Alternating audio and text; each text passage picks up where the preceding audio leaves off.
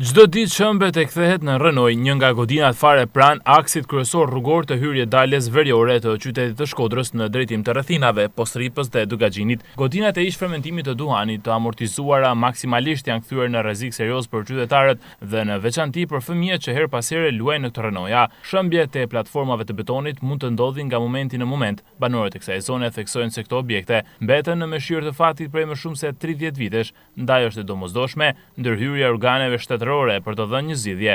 Nuk mund të vazhdohet më me rënojat e tyre në çdo cep të qytetit. Po si është rrezikshme këtu, është gjithkush çire.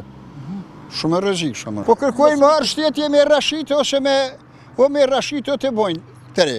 O me bllokuar me thurë mos me ku zonë izoluar si thonë, si zonë ushtarake, ose me bë disi me shema o me bë disi me ta. Ish godinat e fermentimit të duhanit të kthyer në Rënoja nuk janë të vetmet në Shkodër. Rreth 50 të tilla ndodhen në hapësirën e qytetit, të cilat dikur i përkisnin ndërmarrjeve të sistemit socialist, aty janë lënë në mëshirë të fatit, ndonse kanë qenë pasuri publike dhe sot përbën rrezik për jetën e njerëzve, përveç dëmit që i shkaktojnë imazhit të qytetit. Nuk duhet të priten ngjarje tragjike për të kujtuar se sa të rrezikshme janë prezenca e tyre në qytet dhe jo vetëm.